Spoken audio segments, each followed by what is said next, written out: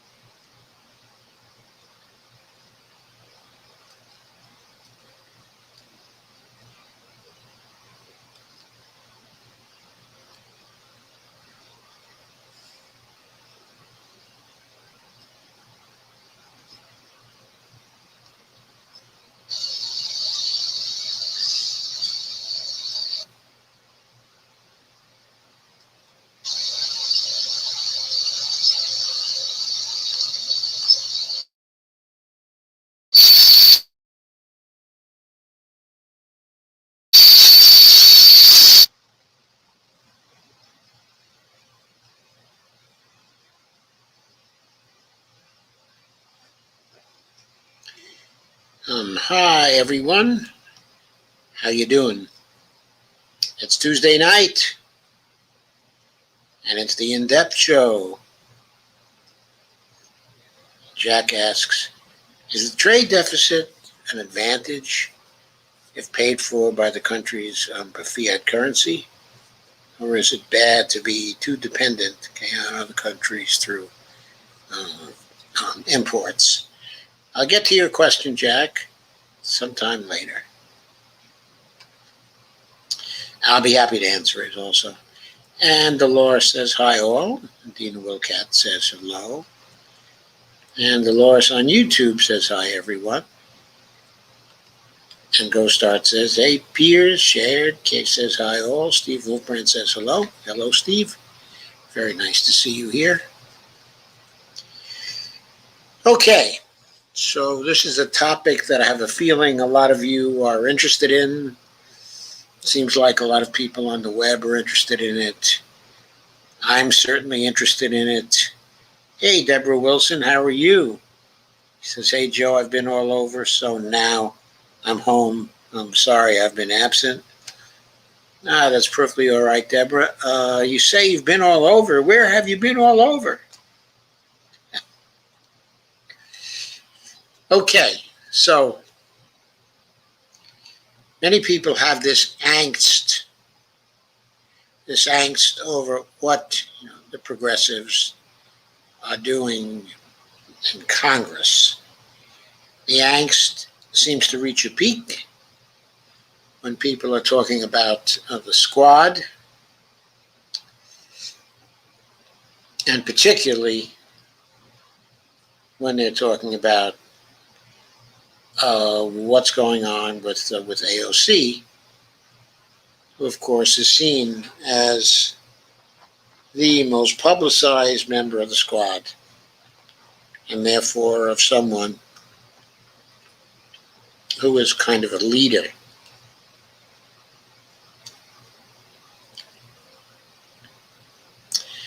GoStart says, Facebook disabled my account. A decade and a half lost. Family photos, art, homemade means everything is gone. I believe if someone could check if Steve is still there, I'd appreciate it.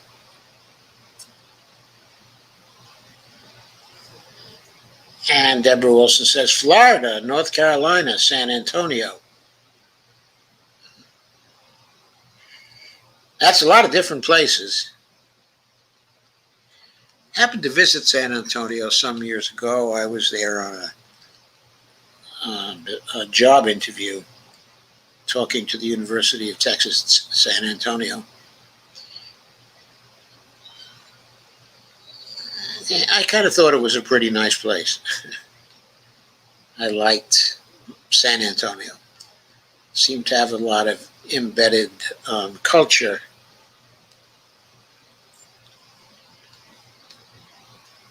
Anyway, about Florida, I don't have much to say. I think I've only been there once.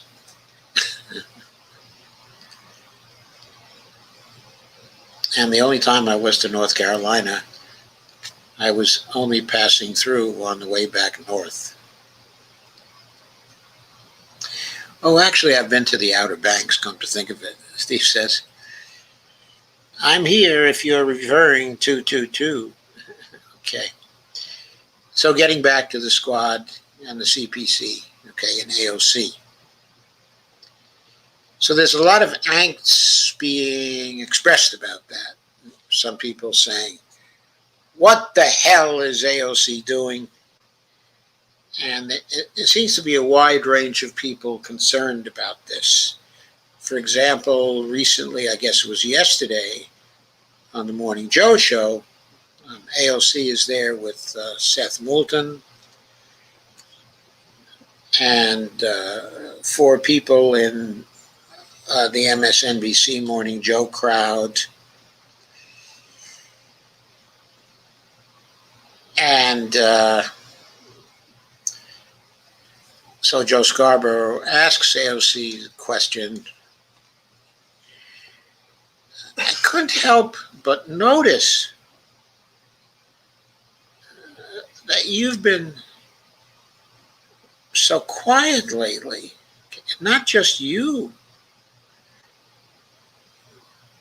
Lots of people that you work with seem to be very quiet lately. Here's Joe Manchin. He's creating all kinds of frustration, all kinds of problems for your priorities, all kinds of problems for your agenda. And you all seem so quiet. And then Joe Scarborough contrasted his own experience there when he first came into Congress, which I think was with the Gingrich crowd in 1990, was it 1992 they first came in? It was 1994 when they first gained power, but when they first came in the early 90s, they made a lot of noise against the establishment in Congress, and especially the establishment in the Republican Party, which of course was far too bipartisan for them. So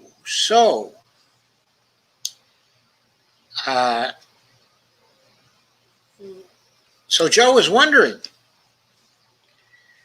why are AOC and her friends, why are they being so quiet? And so what AOC did there is she chuckled, was kind of jocular about it, and basically made a remark to the effect, hey, I'm glad you're giving us credit for that. I'm glad you've noticed and you're giving me credit for that. She said words to that effect. And she joked. Kay says, don't watch Morning Joe, laugh out loud. Yeah, Kay, I know. I don't watch Morning Joe either. But there was a clip, that appeared, Kay, on YouTube. And I happened to watch the clip. And words to that effect, Kay, were said. And the point came up, actually, made by AOC. Well, a lot is going on behind the scenes. There's a lot going on behind the scenes, ha-ha, ho-ho. I don't think she said, hey, but she might as well have said, hey, hidey, ho. I don't know. What I'm telling you is she seemed awfully happy about being quiet and awfully happy what was going on. And Steve Wolfbrand says the thing that's on everybody's lips. We didn't send AOC there to be quiet, FFS. I certainly agree, but what's that FFS about? I don't understand that slang. You got to clue me in, Steve.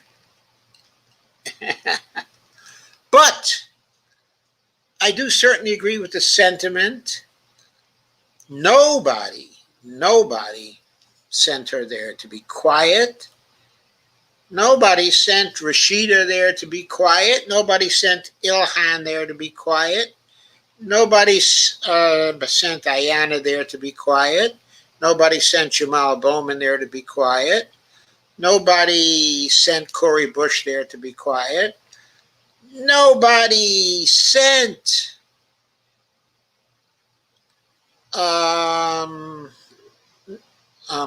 but nobody sent Jones there to be quiet. But that is Mondaire Jones. And nobody sent Marie Newman there to be quiet either. Nobody sent Ro Khanna there to be quiet. He's not actually in the squad, of course, but nobody sent him there to be quiet. And nobody sent Jayapal there to be quiet. Nobody sent Jamie Raskin there to be quiet.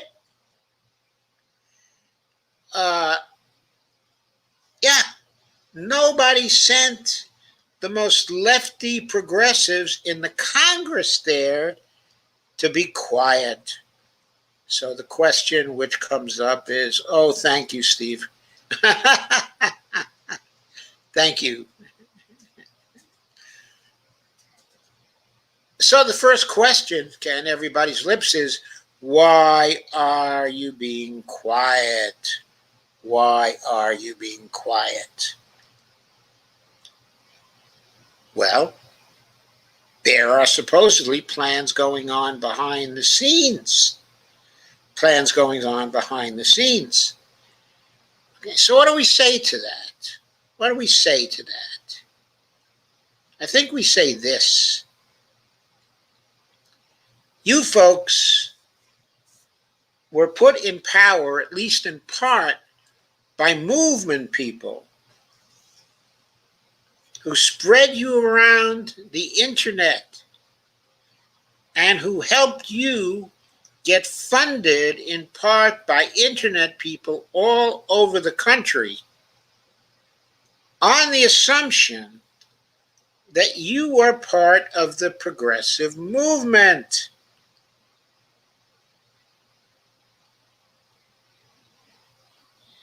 And so, that's why people sent you there. It's not just that they sent you there. It's that if the Not Me, Us movement is going to continue on its own, and it's going to develop other leaders apart from Bernie Sanders, those people have to continue to be part of the movement. To be part of the movement, they have to be in touch with the movement. They have to be in touch with what people are thinking and with what people are feeling. A Not Me, Us movement is a bottom-up movement.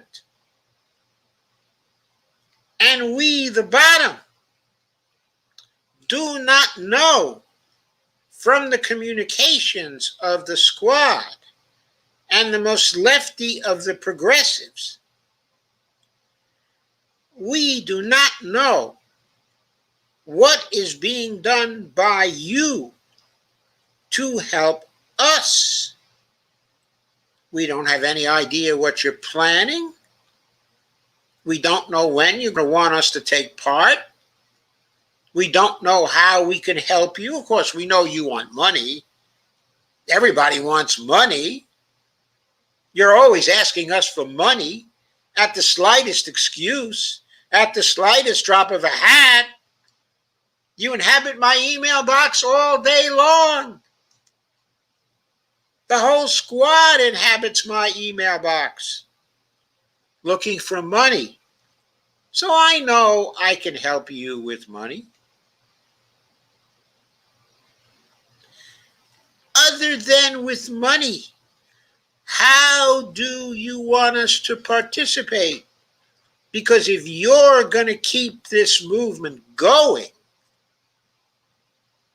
what is a movement? It is about activity. It is about activity from the bottom, helping what's going on at the top. It's about the circulation of leadership inside of the movement. It's about democracy bubbling up from the top. That is what it's about, Steve Wolfbrand points out. Jimmy Dore gave AOC a break on his show and almost nobody knew her. Now she won't even acknowledge him. Steve, I absolutely agree. But this is not about Jimmy Dore in the end. What it's about is the more general principle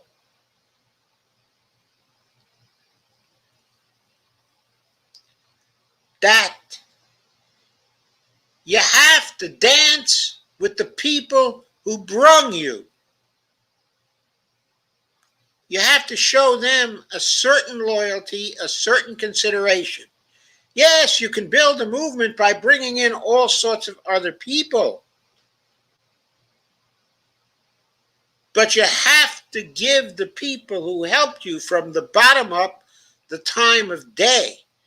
And you have to subject yourself to their criticisms and to their suggestions and to their perceptions about what you have been doing.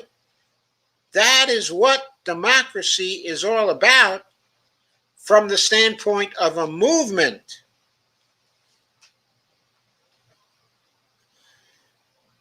We don't have any idea where they're going with this. Kay says they've threatened to not vote for the bipartisan infrastructure bill.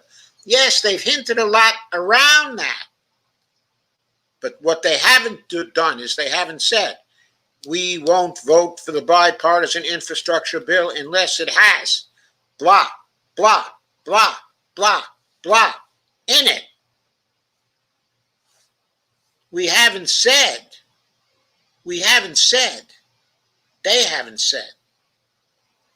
what they want. They haven't said what it is they'll accept and what it is they won't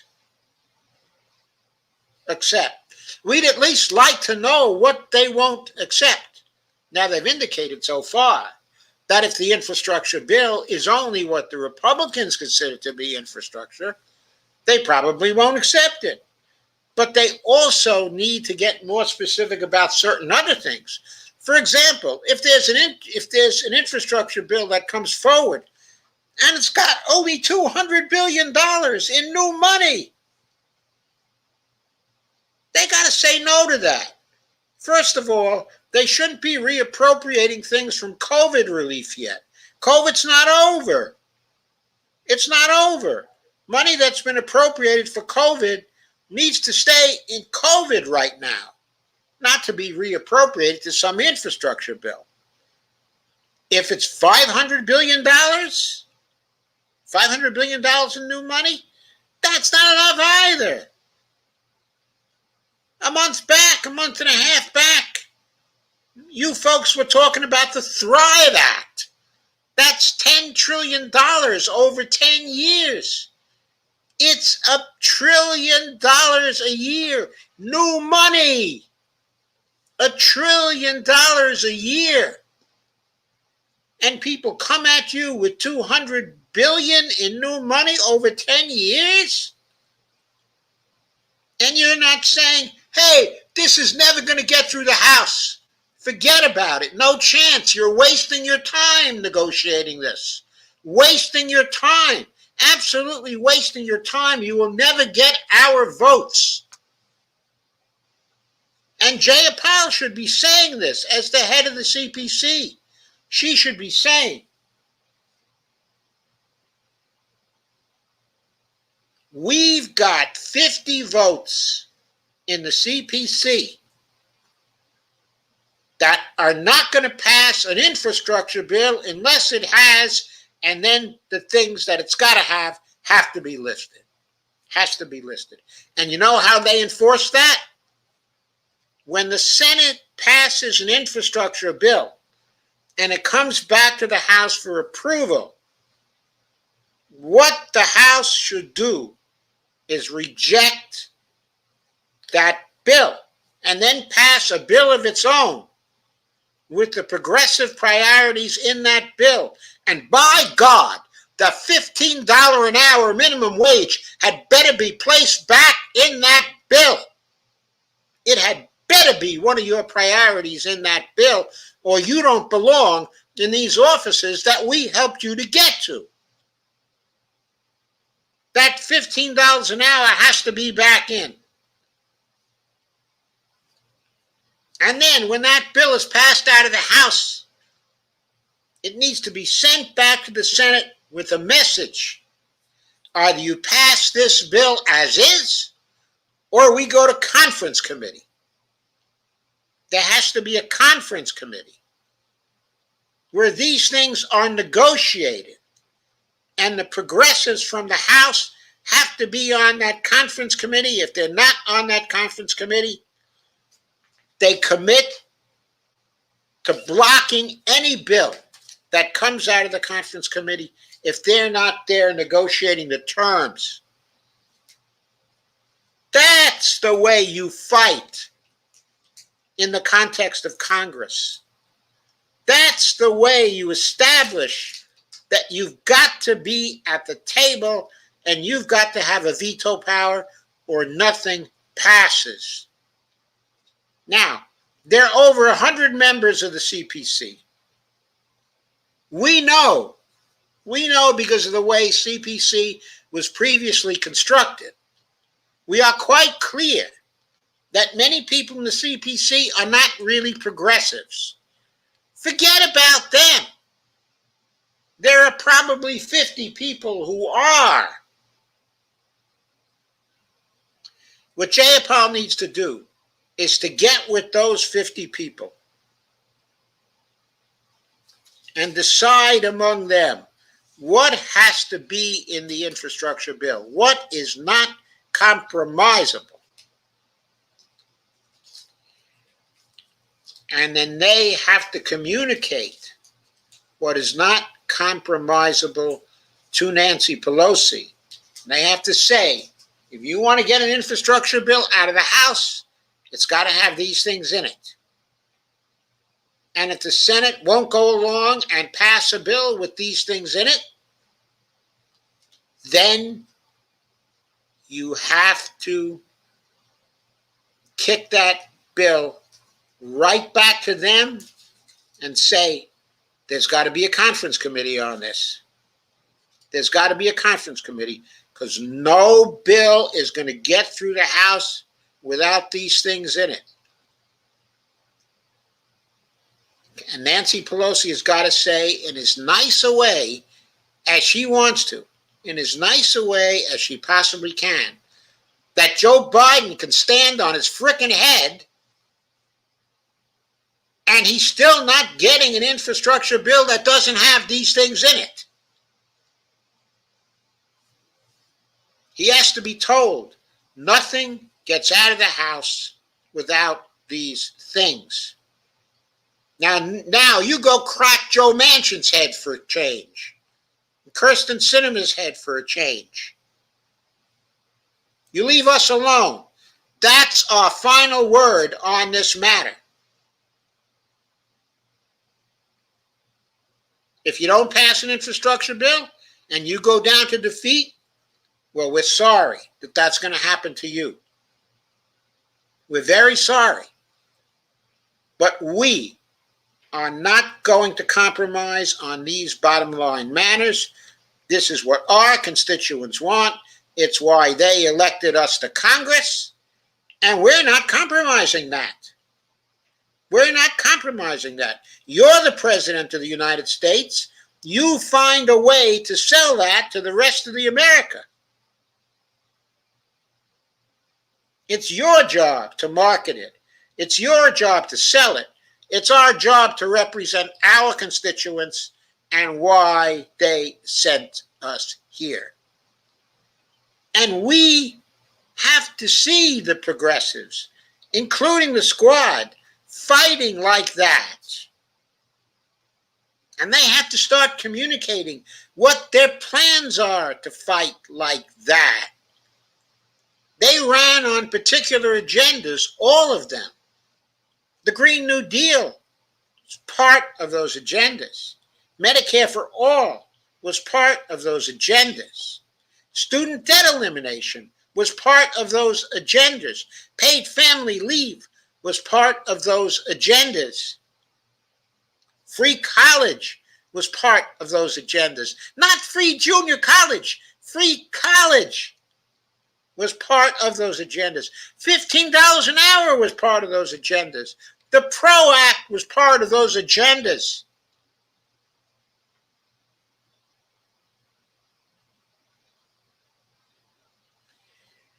It has to be the case that you get the bottom lines in your agendas or nothing passes. Because with 50 progressive votes, nothing gets past the House without your 50 votes. So, what I'm saying is, use your power. Use your negative power. After all, Mitch McConnell is using his. Joe Manchin's using his. Kirsten Sinema's using hers. All kinds of people are using the power to say no to you. It's time you started saying no to them when it comes to what they want. Because that's the only way to get a compromise that means anything. Sure, you don't have enough votes to get everything you want, but you have enough votes to get some very valuable things for us. And it's your duty to get those things. That is why you were elected to Congress. That is why you were elected to Congress. Now, I'll tell you something else. If Nancy Pelosi gets in the way, you run a vacate the chair motion on her immediately. Get her out of there. Get her out of there. It's time she started representing the whole caucus instead of just the donor part of the caucus.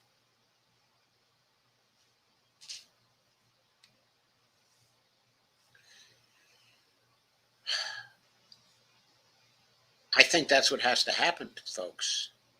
I think the main fault of what's going on here with respect to AOC, with respect to the rest of the squad, and with respect to the CPC, the main fault of what is happening is that they are not communicating with the movement, with us out here. They are disrespecting us. They are saying, we matter. We're in the Congress. You don't matter out there, so we don't have to talk to you. When we need something from you, we'll tell you, and we'll expect you to be there. No, that's not the way it works. That's not the way it works in a not me, us movement. So you don't have a not me, us movement anymore. You're not building a not me, us movement anymore. You're abandoning the not me, us movement. So tell me, how is it going to go for you next time in your districts when a not me, us candidate surfaces and tries to primary you?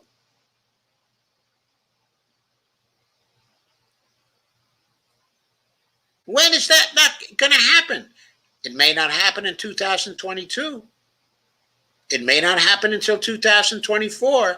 But if you folks keep acting the way you are now, it is going to happen. Because I'll tell you, just taking AOC's example, probably people would have gotten more by now from Joe Crowley with his position of power in the caucus than they've gotten from AOC. What have they gotten from AOC except a bunch of symbolism? What have they really gotten? What has the squad really done?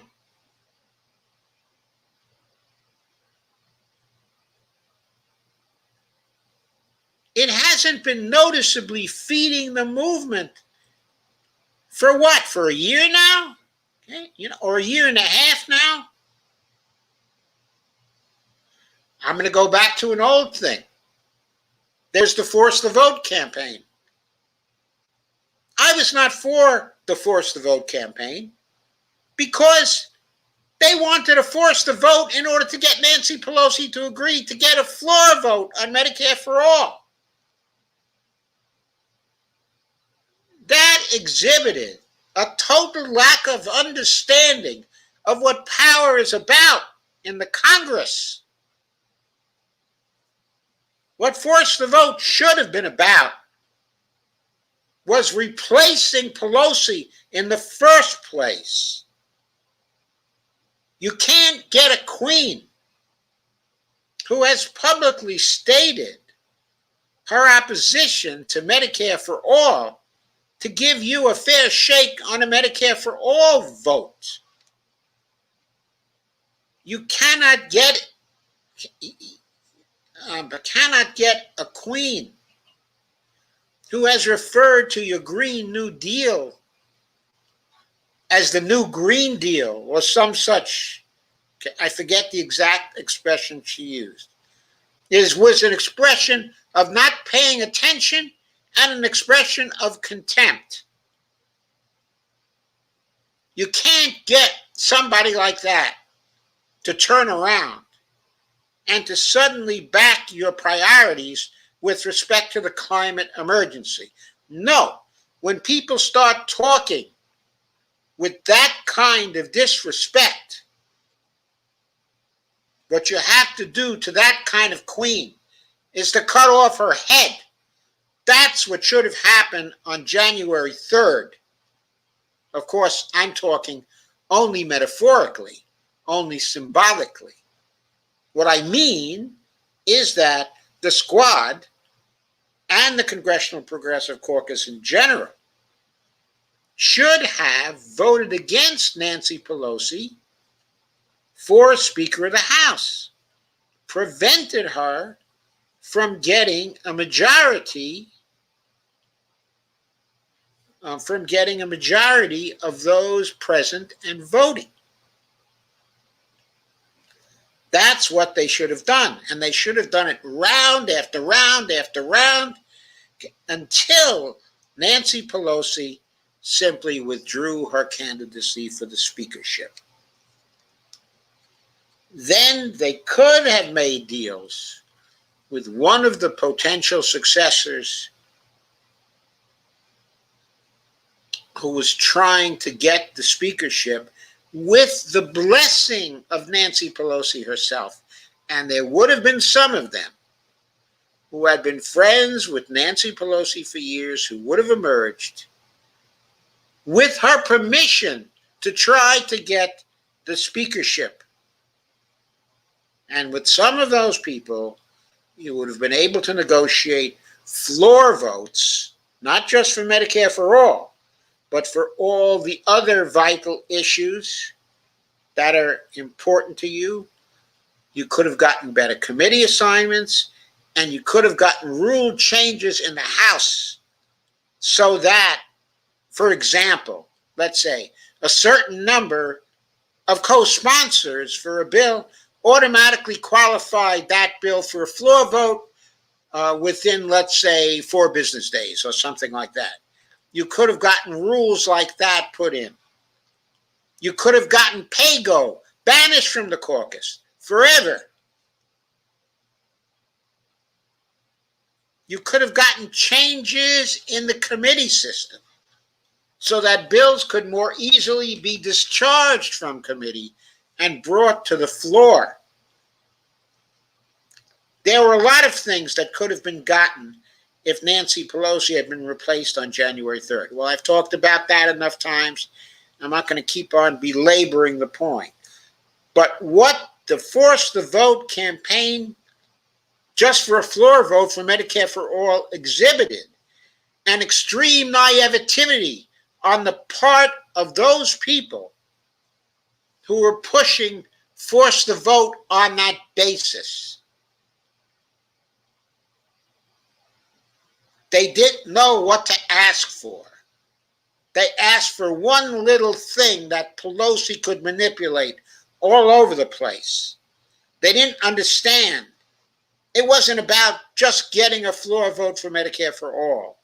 It was about getting someone else as the Speaker of the House who you could talk to, who you could negotiate with, who would be friendly to you and respectful to you, and would not go around punishing AOC so she didn't get a committee assignment that she wanted, punishing Sylvia Garcia because she was too progressive for the Speaker.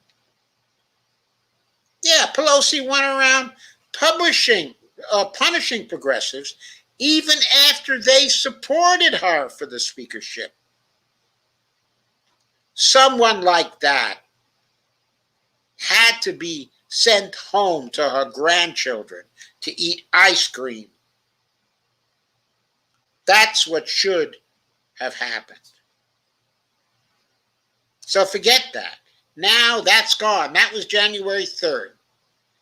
Now it's almost an entire 6 months later. 6-month anniversary will be July 3rd. So what's happened for those 6 months? All that's happened is Nancy Pelosi passes a few bills through the House, structured in such a way that they're not too offensive to Chuck Schumer and to Joe Biden. And what do the progressives really get out of it? Very, very little. $1,400 checks for people, eviction moratoriums for a few more months that are now already starting to expire. Some nice unemployment provisions that state governors can decide to end those early. Why was the law written in that way? It should have been written in such a way that once the state governors accepted the federal aid, they were stuck with it for the duration of the program. And why is it ending at the end of September anyway? What made anybody think this was going to be over by the end of September? We have the variants spreading now. We have the Delta variant spreading, becoming dominant in the United States. We don't know what kind of havoc that's going to wreak. We do not.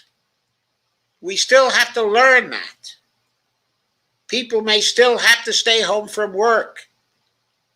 We may have to suddenly shut things down for a month at a time. The freedom has to be there to make that possible. Why was the American Rescue Plan with these time limits in it? Didn't people learn enough about the CARES Act that it had time limits it wasn't supposed to have? That worked out very, very badly in the end? For poor people, for working people, for middle-class people? So why did they put in time limits again in the American Rescue Plan? I mean, the rescue plan is supposed to rescue people, not leave them vulnerable again after 4 or 5 months. That's ridiculous. And yet, the progressives stood still for that. They also didn't say a word when $15 an hour was thrown out of the bill by Chuck Schumer, not by Joe Manchin, not by Joe Manchin. Joe Manchin said he was going to oppose it because of the $15 bill. the $15 an hour that was in it. He just said he was going to do that. Chuck Schumer didn't test him by putting the House bill on the floor, by defeating amendments in the vote-a-rama, then by putting it to a vote and daring Joe Manchin and Kristen Sinema and anybody else in that group to vote against it and block Biden's American Rescue Plan. There's no way that $15 an hour shouldn't have been passed. But the progressives were unwilling to say no to a vital piece of their agenda. And just like Nancy Pelosi did with the CARES Act, they played the same song and dance with us. They insisted, they would get another chance with the $15 an hour minimum wage bill. When are you going to get another chance? You can have another chance now if you have the guts to insist that it get into the American Jobs Plan or the American Family Plan. But you better insist on it now. Again, though, I want to come back to my main point. And that main point is, if you want to have a movement be the base of your power and to have that movement be there for you when you need that movement, then you have to feed that movement on a daily basis. You have to be in touch with the grassroots every day, not simply to ask them for funding, but you have to be taking their pulse every day. If that's too much for you, if that's too much work for you, then you're not a movement candidate. You're not a movement candidate. If you're a movement candidate, there has to be a two-way street. What AOC and the rest of the progressives have done is to block off the two-way street. What they've got now is just top-down traffic. They don't have any bottom-up stuff going on. I don't see any bottom-up stuff. I don't see them asking us what we think. I don't see that from Bernie either. I see lots of Our Revolution stuff coming my way. Support this, sign this petition, fund this thing. I don't see any attempts to reach out to us. When AOC and the rest of the squad used to take interviews from the alternative media, they were at that point reaching out to us. Now, who are they reaching out to? Morning Joe? They reaching out to Morning Joe? Morning Joe's not part of their movement. He's never going to be part of their movement. They reaching out to Mika? She's never going to be part of your movement. She's Zbigniew Brzezinski's daughter, damn it. She's not going to reach out to any mass movement. She's not going to be part of any mass movement. She's establishment.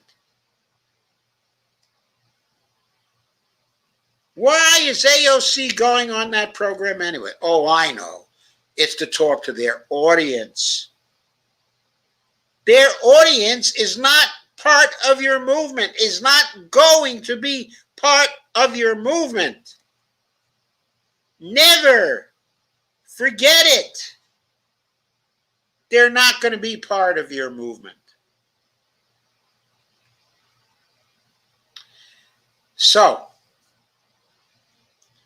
if you want to be a movement candidate, you have to build not just the top-down channels, which is what you've been doing, because you've been consulting too much with Madison Avenue people. You've also got to build the bottom-up channels. You've got to bring in Jane McAlevey, and you've got to ask her. You've got to bring in the organizers from all over the country and start again to organize. Not just because you're going to run a campaign, but because you want to be a movement candidate, because you're relying on the movement for your support, and the movement is relying on you to deliver for the movement. AOC has not been delivering for the movement. She has not. That is the bottom line. And she's not been communicating why she has not been doing that. And she has not been communicating what plans she has to do that. Jayapal has not been communicating what plans she has to do that. We've been hearing about plans from them since the new year started. Since the new year started, we heard about these plans, that there were plans. But we haven't heard a peep about what these plans are. Doing what you have to do to get things through Congress, is not 11-dimensional or 12-dimensional chess. There are ways of getting things through Congress that people are familiar with. We need to know that our movement candidates are doing those things. We need to know whether they are doing those things. And if they are doing other things apart from those things, we need to know why. And we need to know how they are going to fit into the picture. Okay, I'm going to take your comments now. There was a comment right at the beginning. I'll take yours first. Jack, is the trade deficit an advantage if paid for by the country's fiat currency? Or is it bad to be too dependent on other countries through imports? Okay. This always has to be addressed in terms of the specifics, okay, of any situation. The trade deficit, when you have a trade deficit,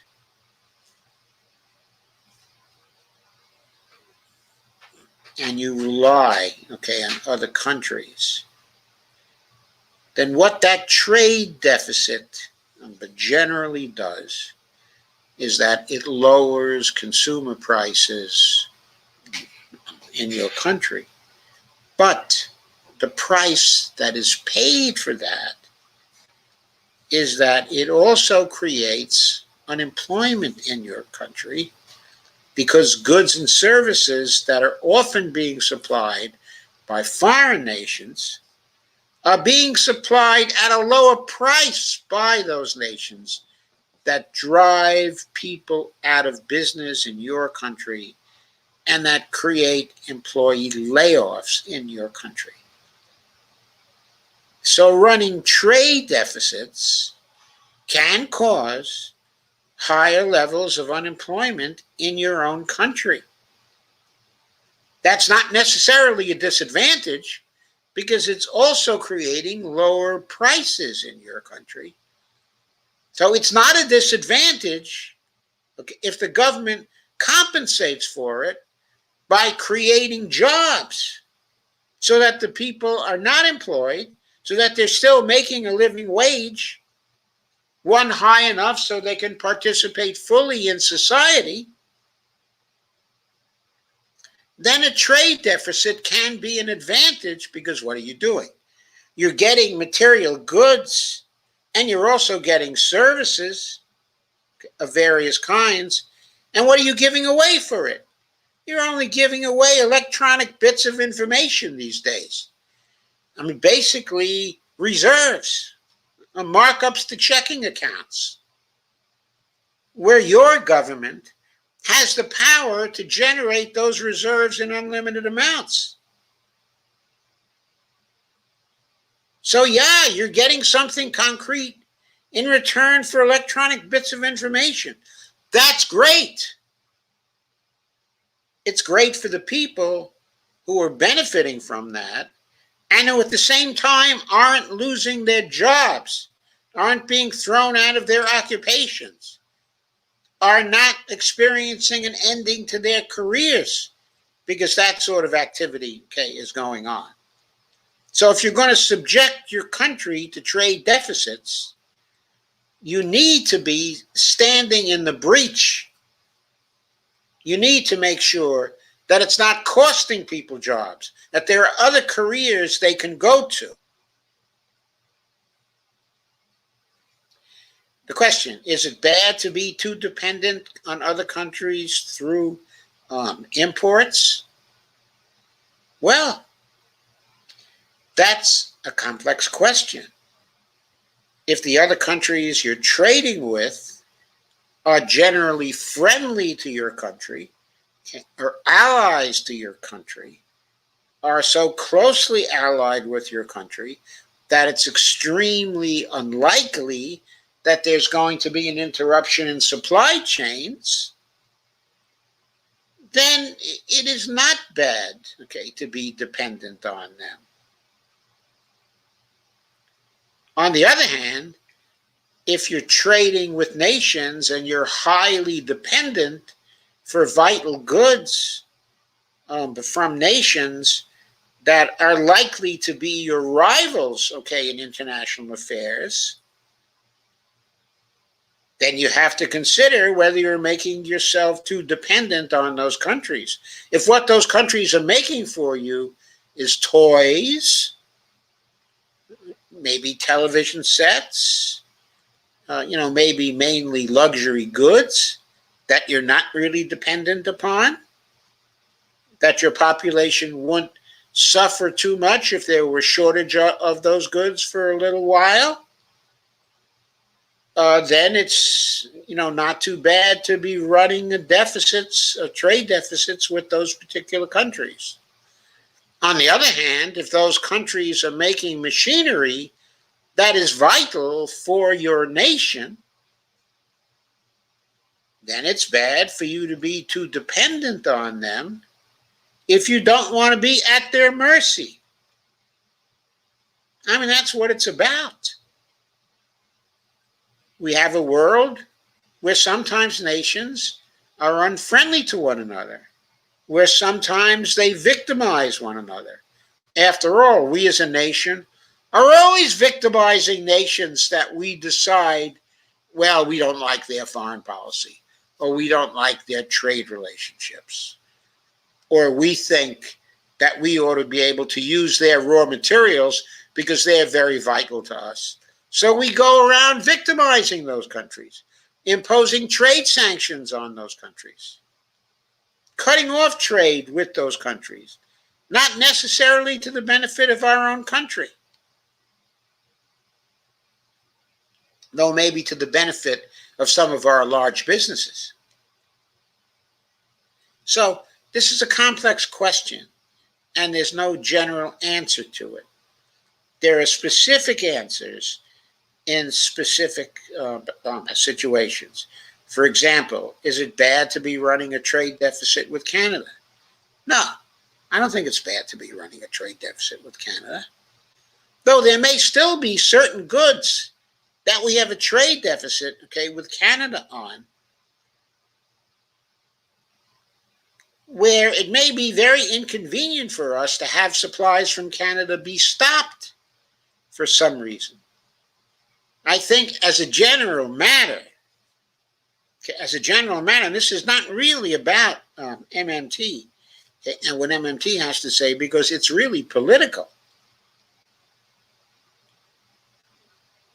If you're concerned with international power relations and with the place of your own country in the context of those relations, then you have to bring in calculations that are non-economic. You have to bring in calculations that are political, and you have to decide what your goals and objectives are. And even if the economics says that it would be to your advantage to have a trade deficit with country X or country Y or country Z, it might make no political sense at all to have a trade deficit with them. So it's not simply about having a fiat currency. It's an advantage to have a fiat currency. Specifically, if you're running trade deficits all over the world and you have a fiat currency, then your government can compensate the people who are losing out because of the trade deficits, can create jobs for those people, can have a federal job guarantee to supply people with living wage jobs, good jobs that provide things of value to their local communities. If you're willing to have that job guarantee program, then it becomes more clear that to have a trade deficit is an advantage. On the other hand, if you're not willing to pass a job guarantee program, then the trade deficits involved may be very harmful to your country and to a large portion of your population, as they have been to our country and our population and our Midwest and our Rust Belt. We know this has gone on. It didn't have to be that way. We could have had a job guarantee for anybody in the Midwest. We've had a sovereign fiat currency for a very long time now. When we started sending our manufacturing overseas, we had lots of other jobs for people to do at a living wage with good fringe benefits. We could have had those programs going since 1975, but we did not do it. So we hollowed out large sections of our country, hollowed out the rural areas of our nation. Now we have a terrible political integration problem in our country because we ran those trade deficits and didn't take care of the other side of the equation. We screwed up severely. Hope that answers your question, Jack. So, let's go back to the general comment thread now. Ghostart said, I tried to contest, but they wanted to send the code to a hashtag that's long gone with no other option. I'm fucked, says Ghostart.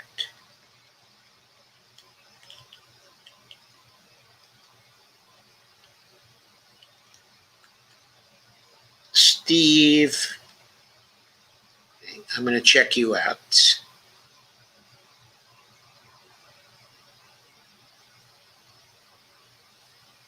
Okay, I'm going to see if you're here.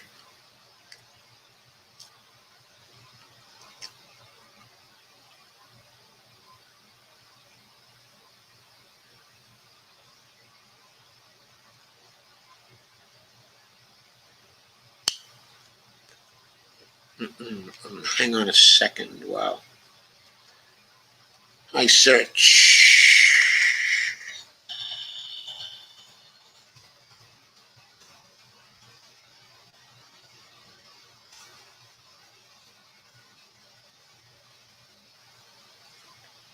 Nope, I can't find you. Okay, I cannot find you, Steve.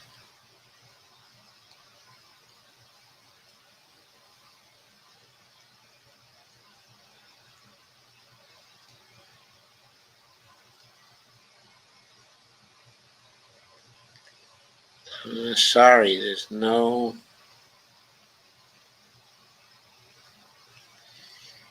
Nope.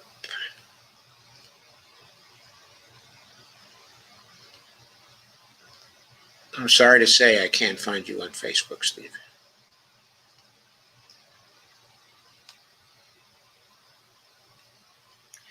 Kay says, I love North Carolina where I live there and the Outer Banks are great. Yeah, they are. Carmen says, how to go to a group to find the stream high Care Bears. Kay says, don't watch Morning Joe. He went over that. And Deborah says, my son got married in North Carolina. Congratulations, Deborah. And my mom in Florida wanted me to help her drive to the wedding with her. Then I dropped in on my daughter serving in the USAF, who lives in San Antonio, to spend time with she and my new granddaughter. That all sounds wonderful, Deborah. Steve says, for fuck's sake, thank you, Steve. Lana says, Jack, Dr. Joe, thank you, Lana. Ghostart says, la da da, it's Lana Dell. Lana smiles. Evelina says, congrats to your son. And Jimmy Dore says, Steve says, Jimmy Dore gave AOC a break on the show and almost nobody knew her. Now she won't even acknowledge him, I know. Kay says, they've threatened to not vote for the bipartisan infrastructure bill. That's right, Kay. And Steve says, I got you, Doc. Carmen says, give credit where credit is due. Evelina says, AOC voiced our disagreement with Kamala regarding her view on Central American refugees. I personally appreciate it, but no one else did that. So did I appreciate it. I appreciated that. But we needed her, she and her comrades, to refuse to pass the American Rescue Plan unless the $15 an hour minimum wage was restored to it. That is what we needed her to do. That is what working people here needed her to do. And she did not do it. We needed her to use her vote to see that certain things got done. We need them to threaten to use their vote in order to get the PRO Act to the floor. They haven't done that. They're not doing it.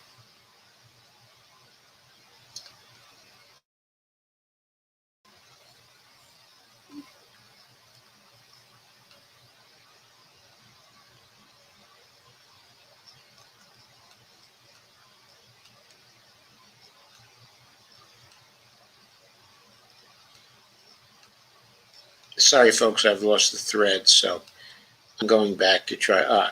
Here's Lana. I'm annoyed or disappointed with AOC and the squad recently, but after Jimmy basically ripped her to shreds for months, I don't blame her for not going on his show. Yeah, I don't blame her for not going on his show either, but you know what? She hasn't been on Rising recently either, when Crystal and Sagar were there, and she hasn't been on Breaking Points, and she hasn't been on Kyle Kulinski's show,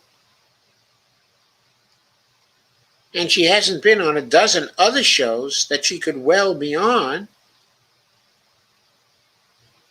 But, she hasn't been on Bree Joy Gray's show.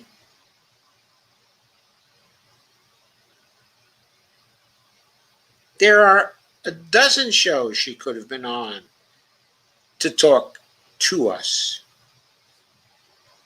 She hasn't been talking to us. When she goes on Morning Joe, she doesn't get the kinds of questions that we would ask her. She gets the kinds of questions which the mainstream would ask her. Much more comfortable to answer. Much more comfortable to answer. Kay says, I did too, Evelina. Evelina says, we cannot malign AOC. She's got her plate full. Nobody's maligning her. I am not maligning her. I'm not calling her names. I'm not saying that I don't like her. I'm not saying she's a bad person. I'm just saying she's not doing what the movement needs her to do. Of course, I'm making that judgment myself. And I'm one person. I'm not the whole movement. That's certainly true.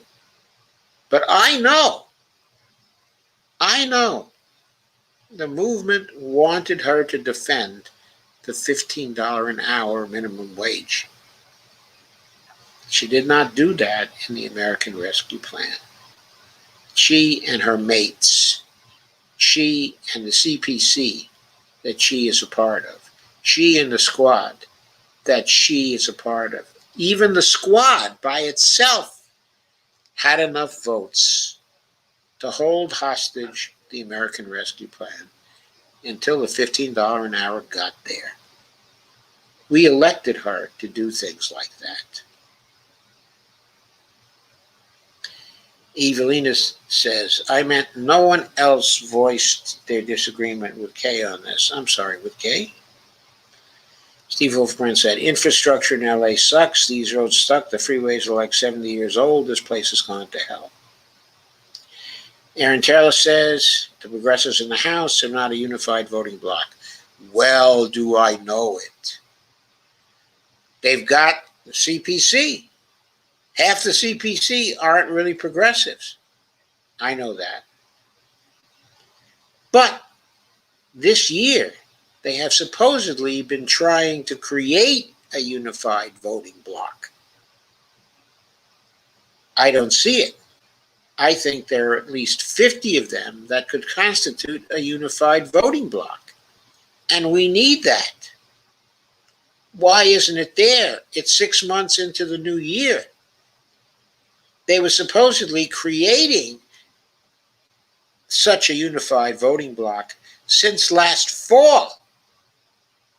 That's when we began to hear reports about the reform of the CPC into a more cohesive group. That's when Pramila Jayapal was elected as the sole leader of the CPC. That was a big move in order to get the CPC to be more cohesive and to be more effective. Kay says, Evelina Pont, in my opinion, Kamala is about worthless. Evelina says, New York is worse, I heard. New York is worse than Kamala. Kay says, it's like that everywhere, Steve Wolfbrand. And Lana says, who calls for the confer? Ghost says, oh, they're unified with the Dem establishment. Who calls for the conference committee? When Nancy Pelosi passes the bill back to the Senate, she can send it with a message calling for a conference committee in order to resolve the differences between the two houses of Congress.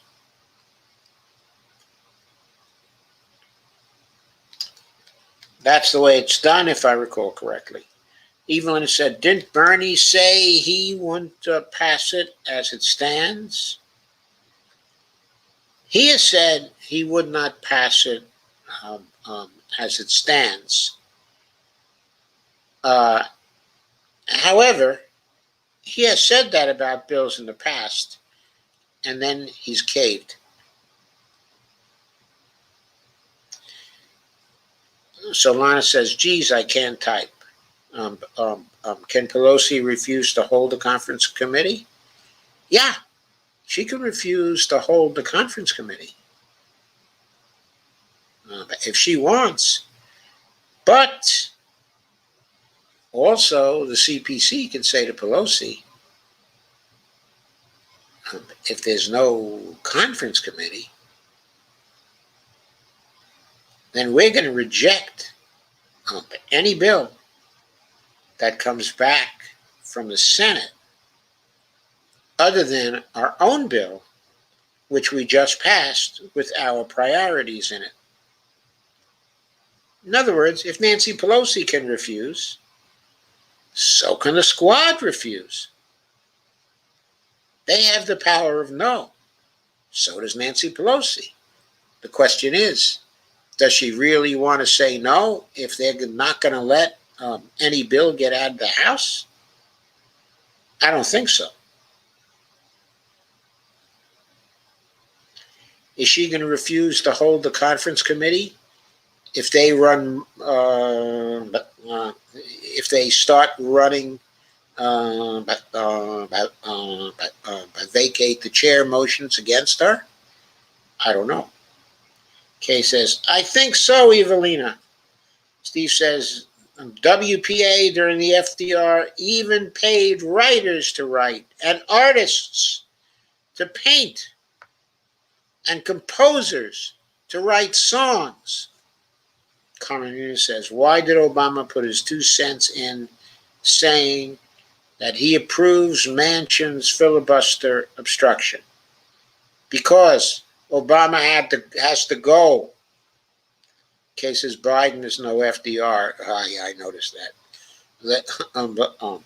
Palana says, I love hashtag vacate the chair. Not sure they're ready to pull that ace out of the deck. My problem is, I'm not sure they'll ever be ready to pull that ace out of the deck. Ghostart says, said Nancy to Pago. Evelina says, nowhere near. I suppose he thinks he's doing more than anyone ever did given the circumstances we're in. But it is precisely due to multiple overlapping crises that what he is doing falls away short to what anyone did. Yes, Carmen says, Pelosi disrespects the climate emergency while Arizona is making people alive and food shortages are coming due to much heat and lack of water in California and heaven knows where else. Steve Wolbrand says that his dad, during the Depression, rode the rails, traveled with a circus. He got some work with the WPA. He had 5 brothers. They all fought in the war, except the youngest, and came back alive. We need that energy today. My father liberated Buchenwald, the Battle of the Bulge as well. The WPA built our national parks and paid artists. After Germany was defeated, he was on a train to the Pacific to go fight Japan. Then kaboom, at Nagasaki. But by the way, Steve, here's a confluence. Okay, but your father was part, of the liberation, of Buchenwald. There were cousins of mine who were liberated from that particular camp. I remember as a kid seeing the concentration camp tattoos when they came to New York, and they stayed in our apartment until they got settled.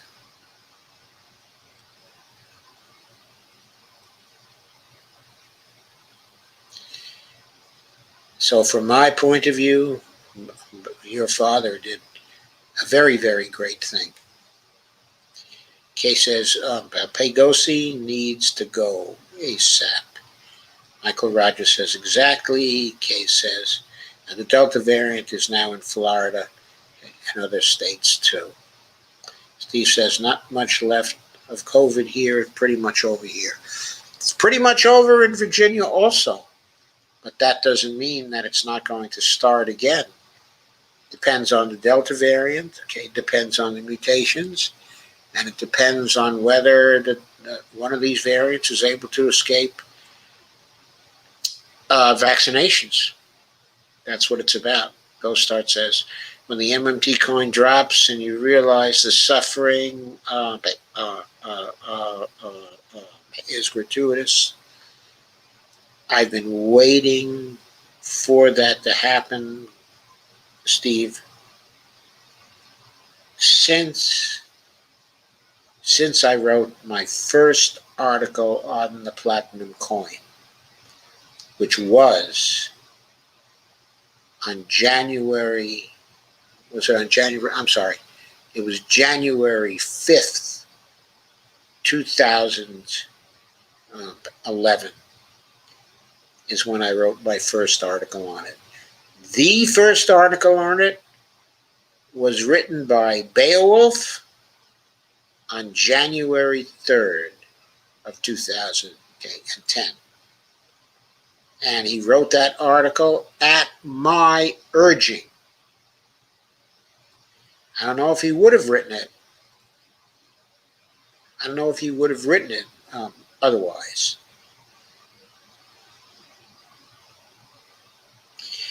Anyway, yeah, Stephanie was on the coin bandwagon for a while, and she has said when the MMT coin drops and you realize the suffering is gratuitous. Yep. She was also the author of the Mint the Coin meme, the hashtag Mint the Coin. And she was also the first one to propose the $100 trillion coin. I was a piker at 60 trillion. So she decided to go me $40 trillion better, but with a better meme, because a $100 trillion coin is certainly a better meme. Kay said, only 35% vaxxed here in Ohio. Shake my head. Oh, yeah. There are going to be further deaths in Ohio. Steve says, at least the squad could hold out for $15 an hour. Steve says, oh, that's pathetic. Kay says, yes, it is, Steve Wolfbrandt. Lots of idiot rednecks in Ohio. Evelina says, but one case in Argentina from an American tourist, he had results from 48 hours prior showing he was COVID free. Had he been vaccinated, Evelina? And Steve says, we are a county of 10 million. Only 5 deaths a day. Less than 200 new cases per day. Okay. How long are those 5 deaths a day going to go on? Because in New Zealand, which is a country, okay, of 5 million, they've had only 26 fatalities in all the months since COVID got started. 5 fatalities per million. I'm glad that it's only down to 5 deaths a day. But to me, that's still far too many. It's still 150 deaths per month. Kay says, when the variant comes to Ohio, we're screwed again. Deborah says, I'm so glad to hear you saying all this, Joe. We are, however, screaming into the wind. That Joe Biden vote got us nowhere. Well, yeah. We get nowhere if we keep on voting for the same people. When I say keep on voting for the same people, I mean, has to start with the Congress. If you want to change the way Joe Biden thinks, in 2022, fill up the Congress with Green Party congresspeople. If you did that, if you gave a majority to Green Party congresspeople in Congress, Joe Biden would change his tune pretty damn quickly. That's really what it's about. Steve says, well, we'd get 20 years of cheap T-shirts from China. That's something. Only 20 years of cheap T-shirts from China? I would have thought it would have been a lot more. Steve Day says, hashtag FJG, Federal Job Guarantee, Pavlina Chernyeva, Anna Presley, HR 145. Yep, they put up the bill. Now they got to make sure it gets into one of the reconciliation bills, because they aren't getting it through the Senate. Not getting it through the Senate unless they get rid of the filibuster. Otherwise, it's got to go in the American Jobs Plan. It's got to be in the American Jobs Plan. They should not pass the American Jobs Plan until the Federal Job Guarantee, HR 145, is in it. Oh, by the way, was HR 145 actually constructed with the consultants, with the consultation of Presley with Pavlina, or was her main consultant on that bill, Derek Hamilton? If I recall correctly, it was Derek Hamilton. There would be differences between a bill that was written by Pavlina Chernyeva and a bill that was written, by Derek Hamilton. Evelyn says, should have started out asking for more. Gostard says, but meanwhile, crypto coins take a dive. Which crypto coins, Gostard? Steve says, yep, should be $20 by now. And Case says, I knew NAFTA was no good. And Steve says, NAFTA? And Case says, yes, Steve Wolfbrand. And Jack says, well, do you think it should be distinguished between essential goods, like many Asian countries were not accepting U.S. dollars for essential masks, so we had a mask shortage during bad times? Yes, I think we should decide what are essential goods for our country to supply and make sure that our domestic sources of supply stay in business and can always produce those goods at the level we would need them to be produced in a crisis. There was no excuse that we ran into a mask shortage. And by the way, we would not have run into it if Trump had used the Defense Production Act to commandeer assembly lines in order to produce the essential masks. That's why we had the shortage. He wouldn't force the companies to produce the masks. Steve says, I actually need some naphtha. I'm trying to make some DMT. Dostart says, thanks, Joe. Kay says, where is Steve tonight? Steve is on YouTube. Steve is Ghost Start.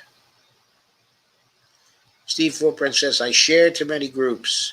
Why only 5 people here? Maybe try Rockfin Doc. A lot of people going there. I've been thinking of doing that, Steve. I've been thinking of getting off Facebook. But there are some people here who do not want me to leave Facebook. If I felt that it was okay with everybody to be leaving Facebook, then I probably would. I don't get any kick out of being on Facebook.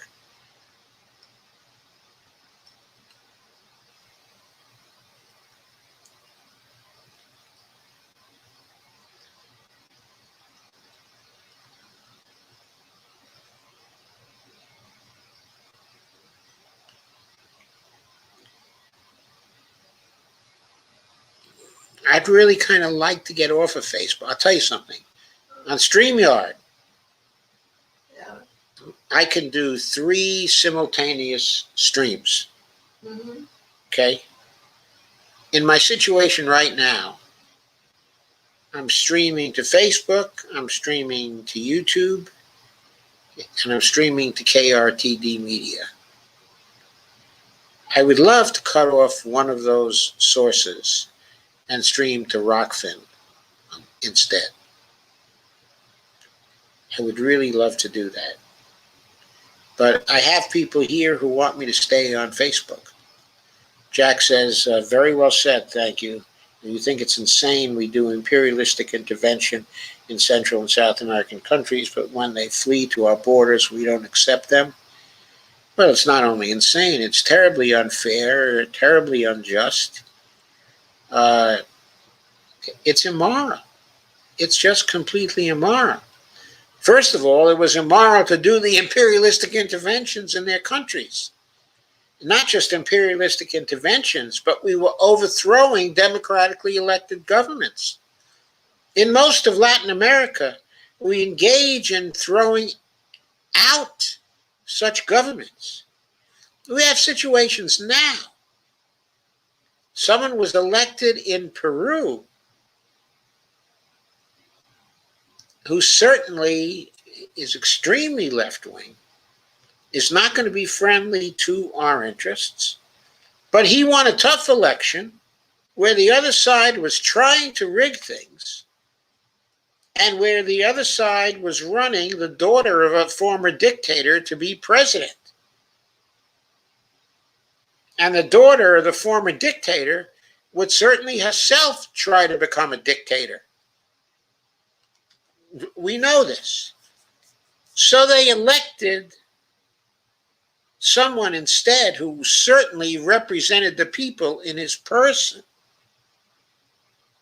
and who certainly would do much more for people. And the people of Peru had every right to elect Castillo.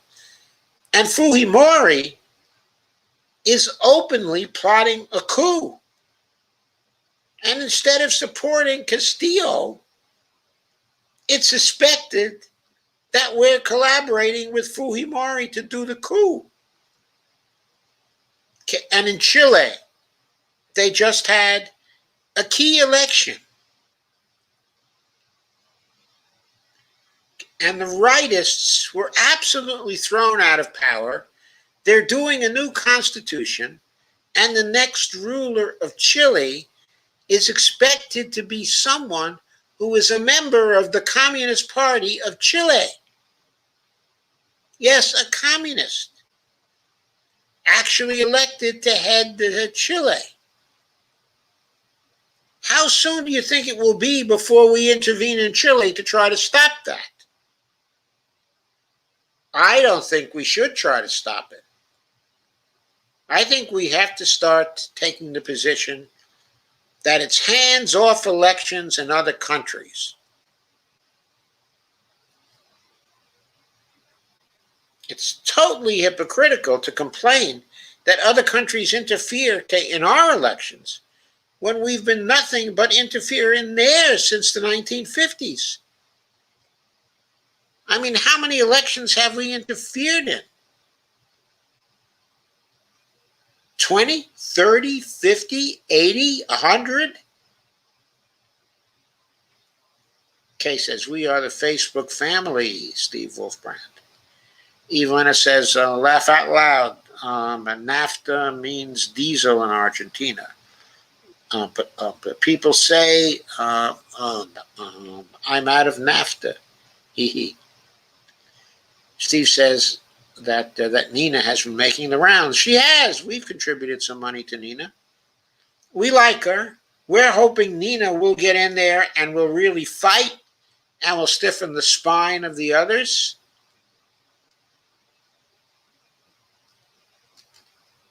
We're hoping she's going to do that, but we also know Nina's a politician, so we're not holding our breath.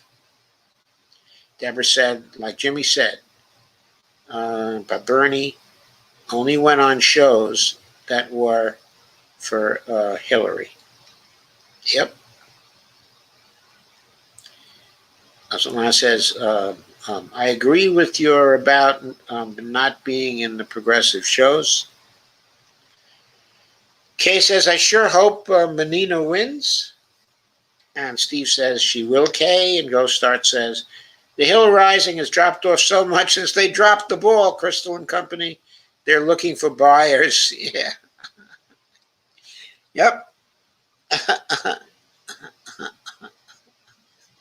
I know, they've dropped off to nothing.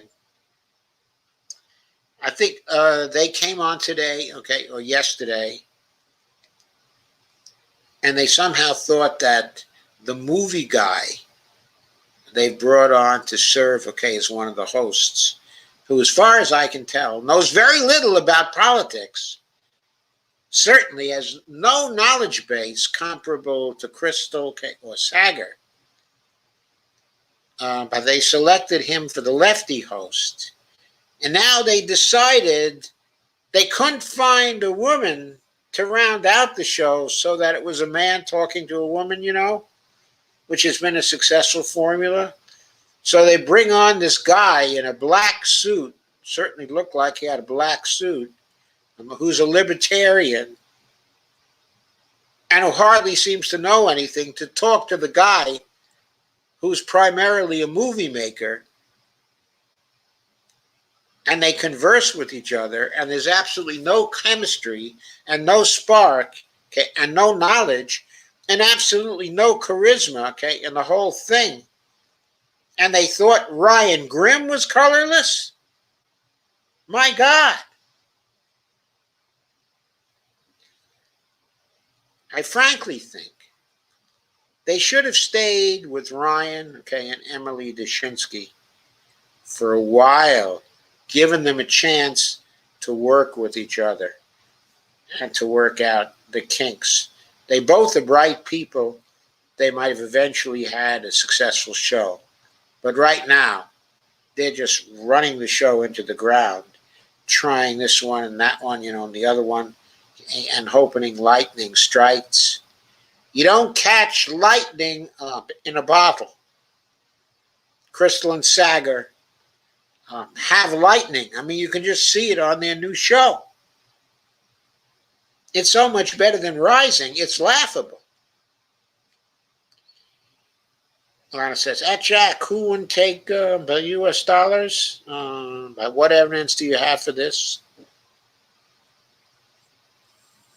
I think for a while, okay, that India would not trade for masks because they needed the masks.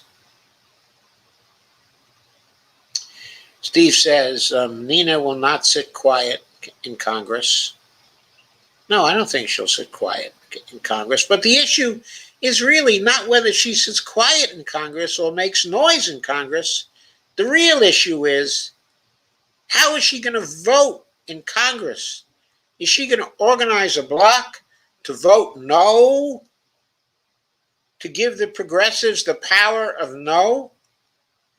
Until they get a majority, they need to have the power of no. So far, I don't see them using the power of no. They've got it. They're not using it. Jack says, it's what I heard Steve Keen say. Let me find an article. Yes, I think I've heard that too, Jack. That there were some countries that would not trade masks to us because they thought they had to keep their masks for their own population first. Evelina says, the infrastructure in New York is worse than in L.A. I haven't been to New York for some time. I don't know how bad the infrastructure is. I'm pretty much staying stationary, okay, in Ashburn, Virginia recently. The infrastructure here is pretty good, I must say. I mean, everything is all nice and new, and, Steve Wolfbrand says, I'm thinking of going nomad and search for UFOs in the desert. Steve says, so my father liberated your cousins. Yes, he did. Yes, he did. He liberated my cousins, who now, by the way, have gone to Israel. I'm not even sure they are still alive. When I was young, let's see, I was about, okay, I guess I was 8, okay, at the time that they came. Uh, to America. Uh, by the 1970s, I believe, but they left and they settled, okay, in Israel. But they were in their 30s when they came to our home. So now they would be about, well, 1947. It's certainly been more than 70 years since then, 75 years. It would be very surprising if they were still alive. I wouldn't expect them to be alive. And Kay says, I think I will be a forever masker, shake my head. Steve says, the World War II guys didn't like to talk about it much. I know. I know they didn't. It was a horrible, horrible experience to liberate concentration camps, to see what was done, Kay says. My roommate asked me if I wanted to go to downtown concerts this summer. I said I didn't think so. Is that because of the infrastructure, okay, or because of the possibility of the spread of COVID? Evelyn says, don't know if he was Dr. Joe. Steve says, Kay, if you're vaccinated, you can do what you want. Kay says, I know, but I don't trust others in this backward state. Steve, I'm not sure even if you are vaccinated, okay, that you can do what you want. And because even though they know it's very effective and your symptoms will be mild, and it's 100% effective against severe disease and fatalities, or so they say. But do you really want to catch even a mild case, okay, of COVID? Because if you're in a population that's very far from a herd immunity situation, then to go somewhere during the summer where there are crowds, it's still a coronavirus spreading event.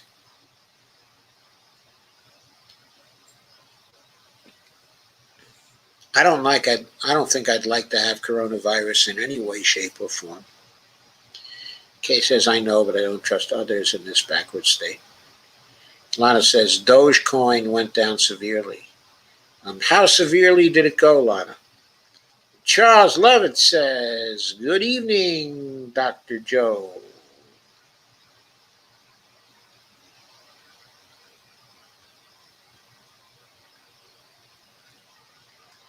Dr. Joe Firestone and everyone. Good evening, Charles. Lana says, hey, Charles, go start waves. Kay says, I can remember when the U.S. made everything we needed. So can I. Carmen says, we can't share the groups on Rockfin, can we? I'm afraid we can't. Steve Wolfram said, had a stack of cash about a foot high, spilled toilet cleaner on it, and my apartment flooded. The cash, 2K, is falling apart. I'm sending it to the government. Oh my God, Steve. Oh, that's terrible. Balana says, at Jack, I think that practice of throwing monkey wrenches in other governments and refusing to take them at the border is absolutely hideous and heartbreaking. It is. It's a crime against humanity. Deborah says, I have a Rockfin subscription. Ghostart says, socialists in U.S. now considered terrorists. I don't think they consider Alexandria Ocasio-Cortez a terrorist. And she claims to be a democratic socialist. Carmen Muniz says, anyone know what the beef is between Kyle Kulinski and Brana? Something about Kyle calling Nick out about something. Yeah, there are some things that Nick has done, as far as I understand it, in relation to the organization of the MPP. He hasn't formalized the organization of the MPP. He hasn't created a board of directors. He hasn't, I don't think he's even properly incorporated it. So he's basically running the MPP as a personal creation, okay, at this point. Now, there are state organizations that are starting up in a proper way, but the MPP as a national party committee isn't properly constituted yet. And I think that's what Kyle is actually calling Nick out. That has certain kinds of implications with respect to, well, you're getting contributions, receiving contributions. Are you properly using those contributions?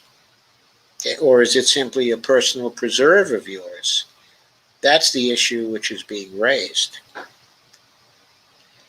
Kay says, Ryan was at least smart and laugh out loud, and often very factual.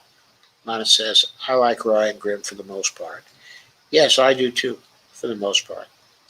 Ghost Art says, a military training document obtained by Ken Klippenstein conflates socialists with terrorists and lists the left-wing ideology alongside, of neo-Nazis. Well, that's a military training document. But fortunately, is relatively non-political most of the time. I'm not trying to excuse it. It certainly should be called out, and it certainly should be kicked out of the military training the curriculum. But Lana says, okay, so it wasn't about by refusing the dollars, it was a lack of product. Well, I'm not sure they had a lack of product. I suppose, in their minds, they wanted to make sure there was enough product for their own population first. Seems to me we did the same thing with our vaccines, so I don't think we have any right to complain about it. Ghost Start says Saudi operatives who killed Khashoggi received paramilitary training in the United States with at Julian Barnes, at La Forja, but New York Times. Deborah Wilson says she's going to go with the party. I'm sorry. Yeah, she probably is. She was a party person before she attached herself to Bernie. Yeah, she's going to go with the party. The question is, what does that mean?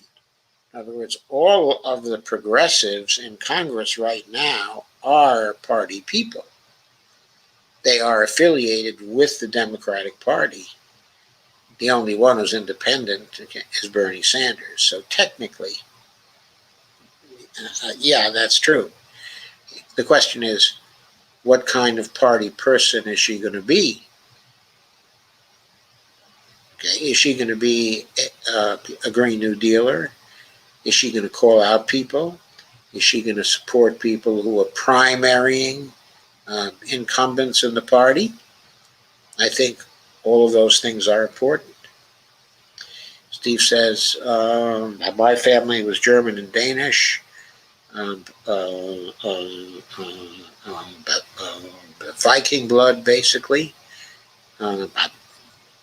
Mostly Danish, but we became American. Yes. Kay says, my family is German, Gypsy, and Irish. Carmen says, not true. Vaccinated people are catching COVID. Yeah, they can catch COVID. Right.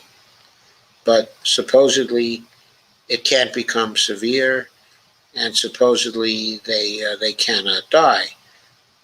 Okay, I don't know whether the Johnson and Johnson vaccine is as effective as the others in that particular respect.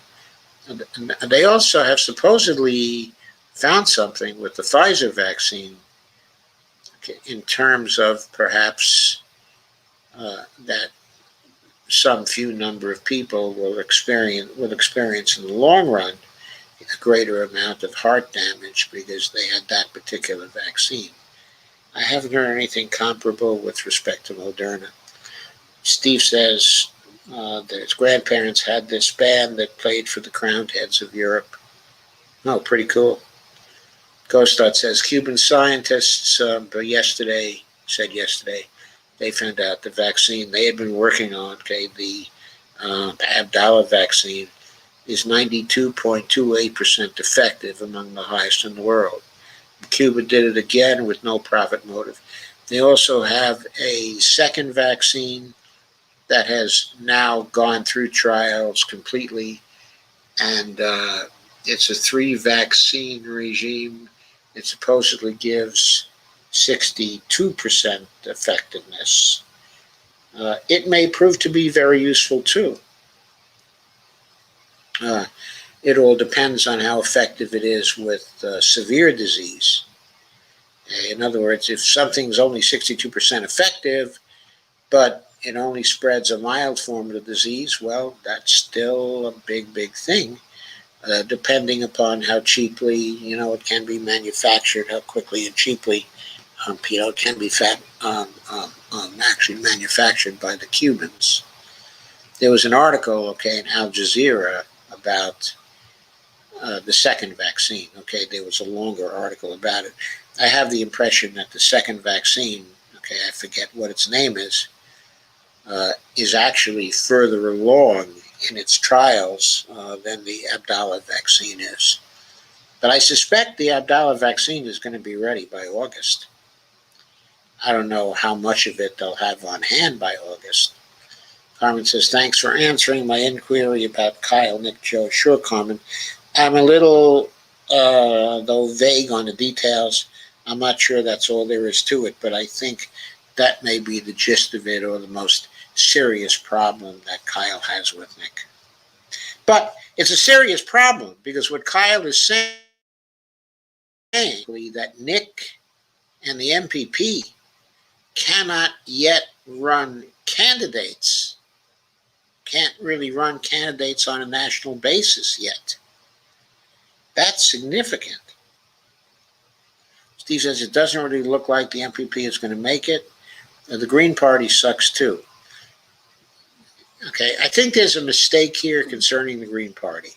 If it had an influx of a large number of people suddenly coming into it and voting for people for Congress who were Green candidates for Congress, the Green Party would not suck for very long.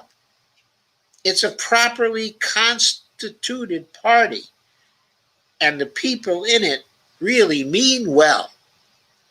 They may have not been very effective over the years, but they mean well. And their policy agenda is a very good one. And if they had a whole bunch of people join and candidates run as Greens, and if we voted for those Greens, we'd be in a hell of a lot better shape than we are now.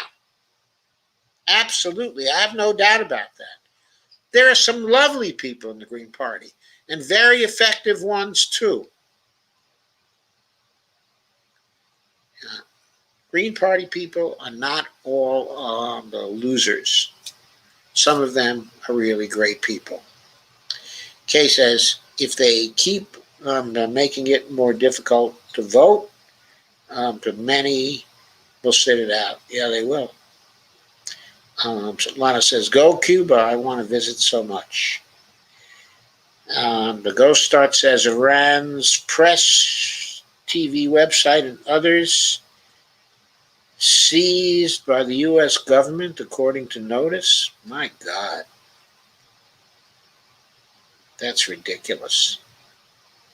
Iran's press TV website seized by the U.S. How did they seize the website?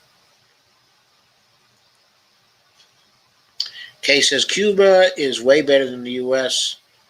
Biden has kept them on the possible terrorist list, or I would go there in a minute.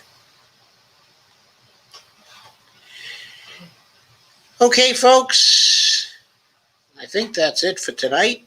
I think that's all for tonight. Thank you for coming. I've gone through your whole list. Hope you enjoyed tonight. I'll be seeing you tomorrow night. I thank you again for coming. And please remember my Patreon account every once in a while, please. I really need some support for my Patreon account. If you're on YouTube, like, share, and subscribe. If you're on Facebook, please occasionally visit my Patreon account. See that? Patreon.com/Joe_Firestone. I really have to start getting a little support thrown my way.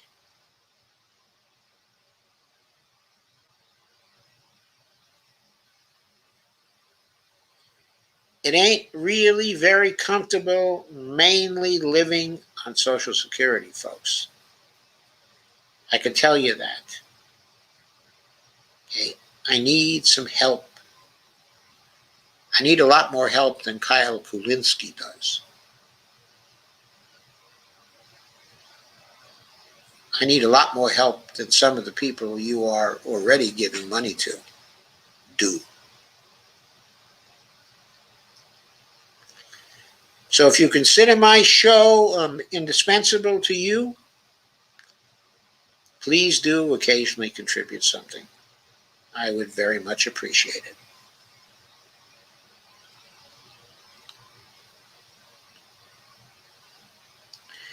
GhostStart says, by the way, I'm GhostStart Works on the Twitter for anyone who wants to stay connected. Okay, at GhostStart Works on Twitter. I will look for you because I very much want to stay connected. And Steve Wolfbrand says, Doc, I worked very hard for the Green Party Kenneth Mejia campaign. I know you did, Steve. Kenneth Mejia would have made one hell of a congressman.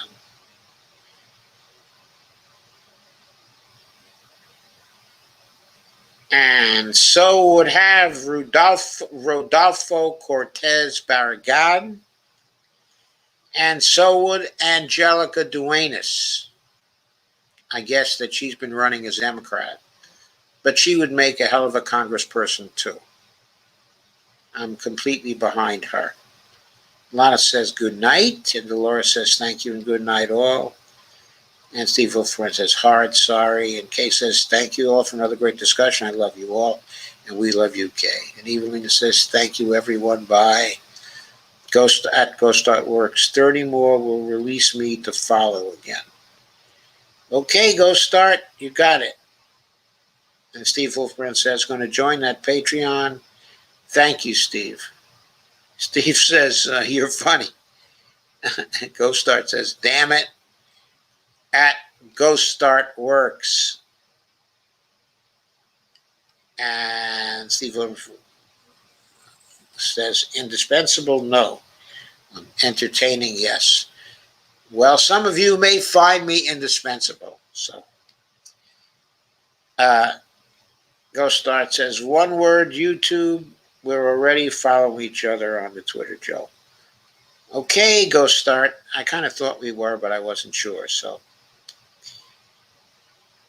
and Lana says, don't lie. You don't work, Steve. GhostStart smiles or throws in some icon I can't see in my interface. So I'm going to say good night, and I'll see you tomorrow night. I have lots more tomorrow night. All kinds of things going on. Bye. Kay says, I love you, Joe, but we love you too, Kay. Both Bonnie and I.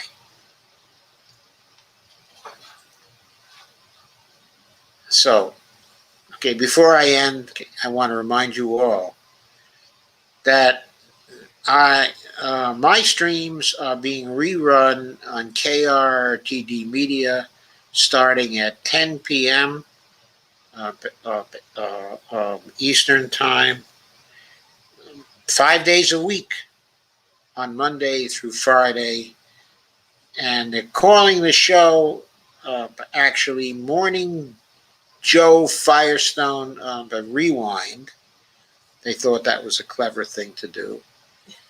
And since I'm not responsible for doing it, I don't think I'm going to be legally responsible. I have warned them they might be hearing from MSNBC to call it something else. But anyway, okay, that's where it is. Now, I do go to the rewinds. I mean, I'm not there every minute before the reruns, but I do look in and I do post comments while the reruns are going on. So if you ask any questions about some of the old streams that I had, then it's very likely that I'm going to be there to answer those questions and to interact with you on those particular streams. The first two appeared on Monday and Tuesday, as far as I know, and I was there for comments on Monday and Tuesday. And today, there were actually a couple of conversations going on. So you may want to go over there and take a look at that, what's going on over there.